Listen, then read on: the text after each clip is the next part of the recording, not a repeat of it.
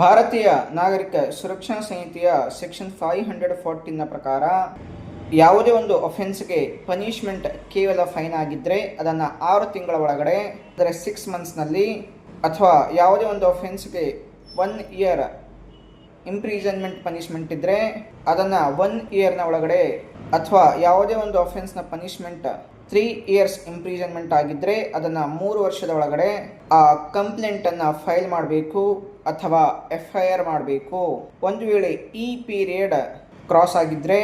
ಈ ಸೆಕ್ಷನ್ 514ನ ಪ್ರಕಾರ ನೀವು ಆ ಅಫೆನ್ಸ್ನ ಮೇಲೆ ಕಂಪ್ಲೇಂಟ್ ಮಾಡೋದಕ್ಕೆ ಬರೋದಿಲ್ಲ, ಹಾಗೂ 173 FIR ಅನ್ನು ಕೂಡ ಮಾಡೋದಕ್ಕೆ ಬರೋದಿಲ್ಲ.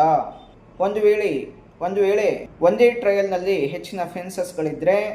ಆಗ ಅಲ್ಲಿ ಯಾವ ಒಂದು ಸೆಕ್ಷನ್ ಹೆಚ್ಚಿನ ಪನಿಷ್ಮೆಂಟನ್ನು ಕೊಡುತ್ತೋ ಆ ಒಂದು ಪನಿಷ್ಮೆಂಟನ್ನು ಗಣನೆಗೆ ತೆಗೆದುಕೊಂಡು ಪೀರಿಯಡ್ ಆಫ್ ಲಿಮಿಟೇಷನನ್ನು ಕ್ಯಾಲ್ಕುಲೇಟ್ ಮಾಡಬೇಕು.